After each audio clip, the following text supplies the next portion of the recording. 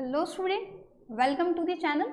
सो student, आज की इस वीडियो में हम इंडियन कॉन्ट्रैक्ट एक्ट के रिगार्डिंग जो एक्ट हम डिस्कस कर रहे थे सब्सिक्वेंट टॉपिक्स को डिस्कस करेंगे। सी माई प्रीवियस वीडियो जहां पर हमने एसेंशियल एलिमेंट्स की बात करी थी जो सेक्शन 10 के अंदर स्पेसिफाइड हैं। ओके, सो आज की इस वीडियो में हम और अदर एसेंशियल एलिमेंट्स की बात करेंगे, बिकॉज जो हमारा आईसी है वो ये कहता है कि जो एलिमेंट्स सेक्शन 10 के अंदर गिवन थे, जैसे हमने पढ़ा कि कंसिडरेशन का लीगल होना, ऑब्जेक्ट का लीगल होना, इसके साथ साथ जो एक्चुअल में क्या है पार्टीज की कंसेंट का फ्री होना, तो ये जितनी एक्चुअल में एसेंशियल एलिमेंट्स हमने पढ़े, parties there must be 2 parties and so on, तो इसके अलावा और भी कुछ एलिमेंट्स हैं जो इतने ही इंपॉर्टेंट हैं जो एक्चुअल में क्या है किसी भी एग्रीमेंट के वैलिड कॉन्ट्रैक्ट में कन्वर्ट होने के लिए ज़रूरी हैं। हालांकि वो सेक्शन 10 में नहीं गिवन, लेकिन किसी भी वी कैन से एग्रीमेंट के रिगार्डिंग वैलिड कॉन्ट्रैक्ट में कन्वर्जन जब हम देखते हैं तो उन एलिमेंट्स को भी हमें क्या करना पड़ेगा, चेक करना पड़ेगा। तो now we will discuss the other essential elements.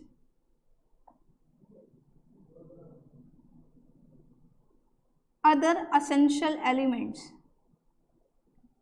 the other essential elements of a valid contract.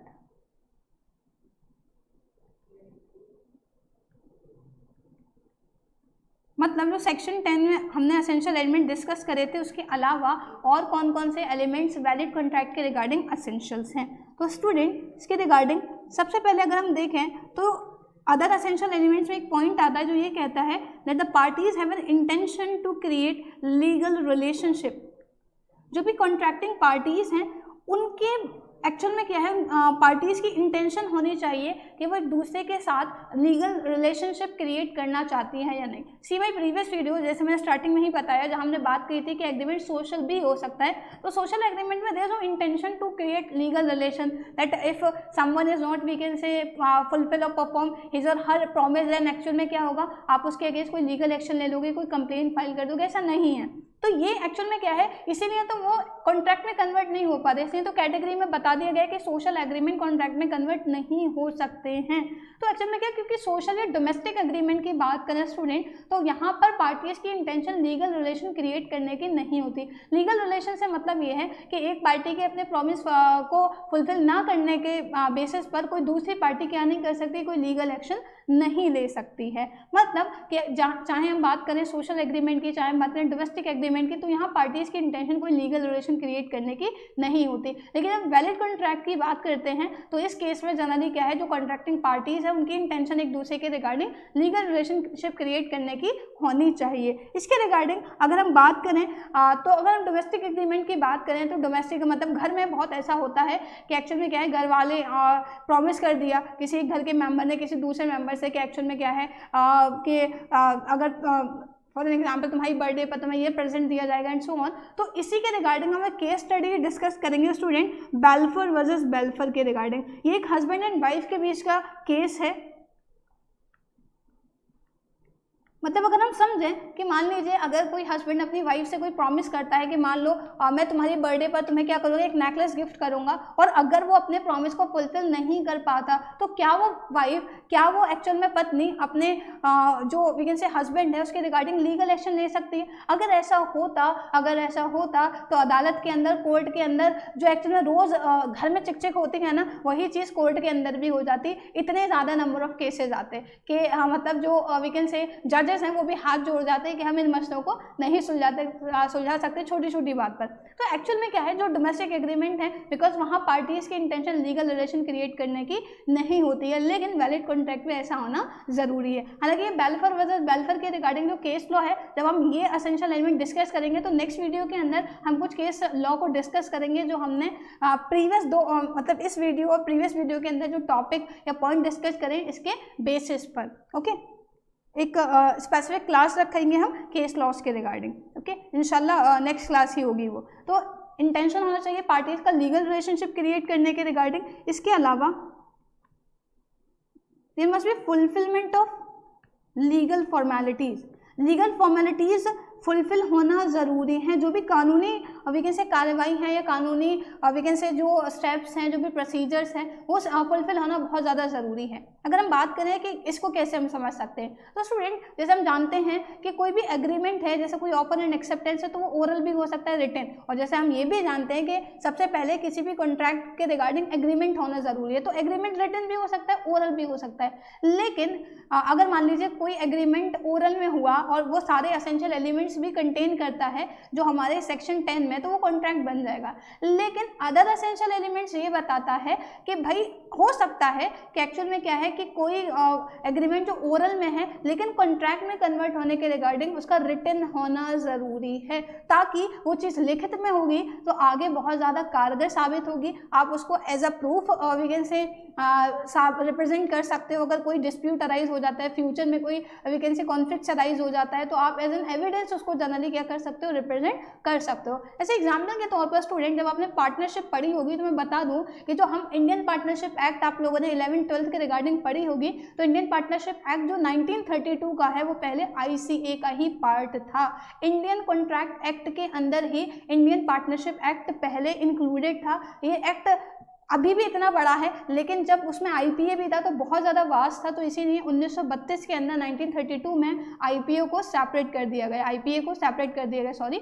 इसके अलावा जैसे हम एक और एक्ट पढ़ेंगे, सेल्स ऑफ गुड्स एक्ट, जो गुड्स की सेल के रिगार्डिंग है, जो 1930 में आया था, 1930 में, वो भी पहले ICA का ही पार्ट था। तो मैं यहाँ क्यों बता रही हूँ आपको, क्योंकि वो पर्टिकुलर चीज़ इस पॉइंट से रिलेट कर दी। जैसे आपने पार्टनरशिप पे पढ़ा कि partnership deed actually we can say oral भी हो सकते हैं, रिटन भी, लेकिन IPA खुद इस बात के ऊपर वी कैन से एम्फेसाइज करता है, फोकस करता है, एक अटेंशन पे कराता है कि एक्चुअल में क्या है कि रिटन में होना ज़रूरी है, ताकि इन फ्यूचर अगर कोई डिस्प्यूट या कोई कॉन्फ्लिक्ट अराइज होता है पार्टनर्स के बीच, तो उसको एज एन एविडेंस या as a basis of we can say proof आप क्या कर सकते हो, रिप्रेजेंट कर सकते हो। तो ये लीगल फॉर्मेलिटीज़ का ही कुछ पार्ट हैं कि certain we can say agreements के रिगार्डिंग या सर्टेन कॉन्ट्रैक्ट के वैलिड होने के रिगार्डिंग ज़रूरी हो जाता है कि जो कुछ कानूनी वी कैन से फॉर्मेलिटीज़ हैं वो फुलफिल करें एक पर्टिकुलर कॉन्ट्रैक्ट। इसके अलावा स्टूडेंट जो भी हमारा कॉन्ट्रैक्ट है वो पर्टिकुलर वैलिड होगा या नहीं, तो ये चीज़ डिपेंड करती है सर्टेनिटी ऑफ मीनिंग पर भी,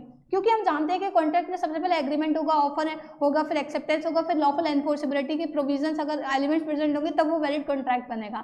लेकिन जब हम ऑफर की बात करते हैं स्टूडेंट, तो जो भी हम ऑफर दे रहे हैं तो हमारा ऑफर बहुत क्लियर होना चाहिए, बहुत डेफिनेट होना चाहिए, बहुत ज़्यादा we can say straightforward और कंप्लीट होना चाहिए। ऐसा नहीं है कोई एम्बिग्यूटी है, कन्फ्यूजन क्रिएट हो रहा है, क्योंकि अगर जो भी we can say meaning in terms of overall agreement जो आपका है वो बड़ा क्लियर होना चाहिए, उसमें किसी भी तरीके का वी कैन से मिसअंडरस्टैंडिंग का स्कोप ना हो, कोई डाउट का जनरल स्कोप नहीं होना चाहिए। बिकॉज अगर ऐसा होगा तो आप कुछ ऑफर कुछ और समझ कर दे रहे हो, दूसरी पार्टी कुछ और समझ कर ऑफर को एक्सेप्ट कर रही है, तो जो मेन कहीं ना कहीं बेसिस था कॉन्ट्रैक्ट के बनने का वही मिसिंग है। तो पार्टीज जो हैं जो भी कॉन्ट्रैक्ट कर रही हैं, तो मीनिंग का सर्टेन होना इक्वली इंपॉर्टेंट है। For an example student, for an example मैं एग्जाम्पल के तौर पर एक आपको केस बता रही हूँ जहाँ हम P and Q दो पार्टीज ले रहे हैं। ओके, अब ये जो P बंदा है ये एक्चुअल में क्या है, काफ़ी वेल्दी पर्सन है। अब इसके पास क्या है, वी कैन से 3-4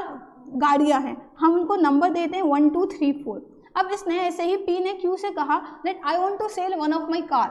अब इसने कहा कि मैं अपनी एक कार बेचना चाहता हूँ, बट उसने क्लियर नहीं कहा कि किस पर्टिकुलर कार को बेचने की बात कर रहा है। हम ये मान लेते हैं कि P किसको बेचने की बात कर रहा है, 2 को, कार नंबर 2 जो हम कंसीडर कर रहे हैं, लेकिन उसने क्लियर नहीं करा। अब क्यों ने ये कहा कि हाँ मुझे भी गाड़ी चाहिए और मैं नई गाड़ी को अफोर्ड नहीं कर सकता, तो मैं तुम्हारी कार परचेज करने में इंटरेस्टेड हूँ। अब ये जो क्यों एक्चुअल में इसकी ऑफर पर हामी भर रहा है, एक्सेप्टेंस दे रहा है, ये कंसीडर कर रहा है कार नंबर क्यू को। ओके, क्योंकि P ने भी नहीं बताया कौन से बेचना चाह रहे हैं और Q ने भी नहीं पूछा। क्यों नहीं पूछा, ये हम पूछना चाहिए था ना। इसने भी नहीं पूछा कि ये किस कार को बेचने की बात कर, इसने भी हाँ ऑफर को एक्सेप्ट कर दिया। अब जब बाद में पता चलता है कि भाई जनरली क्या है, जब ये पैसे वैसे तय हो जाते हैं कि कितने में देगा क्या है, तो कहता है कि देख लो भाई ये गाड़ी है कि ये वाली, मुझे तो नहीं, तुम्हारी ये 4 मॉडल वाली नंबर वाली गाड़ी चाहिए थी, कि नहीं ये तो मेरी खुद पर्सनल फेवरेट है, ये मुझे नहीं बेचनी। तो फिर क्या होगा, अरे भाई टाइम ही बर्बाद हुआ है ये वो।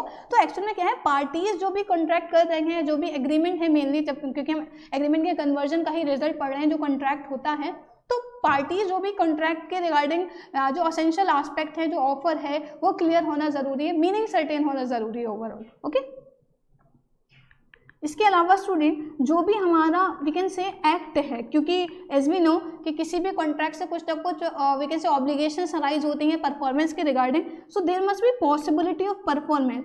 जो भी एक्ट है वो परफॉर्म करना पॉसिबल होना चाहिए, संभव होना चाहिए, मुमकिन होना चाहिए, नामुमकिन वाली चीज़ें नहीं होनी चाहिए।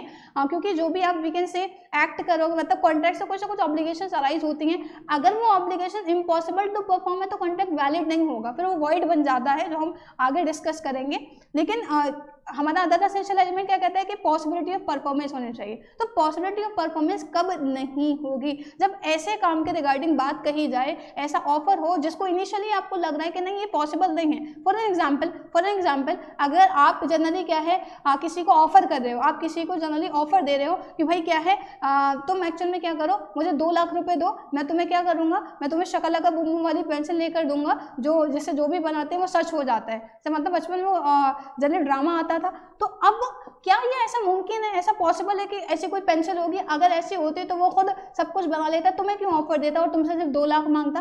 तो ये हर किसी को समझ, इतना दिमाग तो हर कोई रखता है ना, छोटा बच्चा भी इतना दिमाग रखता है। तो एक्चुअल में क्या है, आप लेकिन आपने क्या करा, उस वीकेंड से ऑफर को एक्सेप्ट कर लिया, आपने उसको 2 लाख रुपए भी दे दिए। अब क्या है, वो उसने आपको पेंसिल तो ला के दे दी, बाजार में 20-30 रुपए की अच्छी वाली 50-60 रुपए की मिल जाएगी, वो आपको ला के थमा दी। अब आप क्या कर रहे हो, ड्रॉ कर रहे हो, भाई कुछ बन जाए, भूख लग रही, चलो पिज्जा बना लिया, कुछ बन ही नहीं रहा, आप बेवकूफ़ बन गए। फिर आपको ये एहसास हुआ और बहुत देर में एहसास हुआ, फिर आपने सोचा कि नहीं इसने मेरे साथ धोखा करा है, आपने इसके रिगार्डिंग क्या है 420 के रिगार्डिंग आपने कंप्लेन फाइल करा दी। तो क्या कंप्लेन जब लिखाओगे ना, तो कंप्लेन लिखने वाला ही मना कर देगा, ठीक है, वो कहेगा अरे भाई इतना दिमाग तो सबके पास है कि ऐसा कोई कॉन्सेप्ट नहीं है। तो इट इज़ वेरी ऑब्वियस और क्लियर कि एक्चुअल में जो भी आप वी कैन से कॉन्ट्रैक्ट कर रहे हो तो वो क्या पॉसिबल टू परफॉर्म है या नहीं, इम्पॉसिबिलिटी नहीं होनी चाहिए, नामुमकिन नहीं होना चाहिए। तो हमारा अदर एसेंशियल एलिमेंट का प्रोविजन बताता है।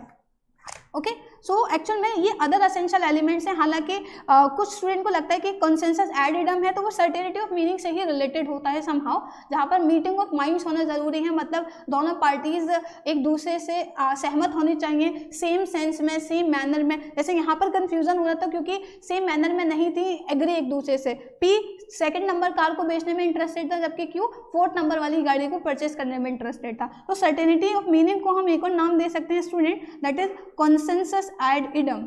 ये एक वी कैन से लॉ की टर्म है, कॉन्सेंसस एड इडम, जिसका जनरल मीनिंग क्या है, meeting of minds, meeting of minds. Okay, so ये हैं अदर एसेंशियल एलिमेंट्स जो एक वैलिड कॉन्ट्रैक्ट के रिगार्डिंग होना जरूरी है। स्टूडेंट आज की इस वीडियो में हम इतना ही डिस्कस करेंगे, क्योंकि अगर मैं कोई न्यू टॉपिक स्टार्ट करती हूँ तो वो बहुत ज़्यादा डिटेल्ड हो जाएगा, और जब वीडियो एक्सटेंड हो जाती है तो most of the student duration को देखकर सोचते हैं कि देखनी है या नहीं देखनी। तो दैट्स वाई आज की इस वीडियो में हम सिर्फ अदर एसेंशियल एलिमेंट्स हमने डिस्कस करे हैं वैलिड कॉन्ट्रैक्ट के। इंशाल्लाह नेक्स्ट वीडियोज़ के अंदर सब्सिक्वेंट टॉपिक्स को डिस्कस करेंगे हम।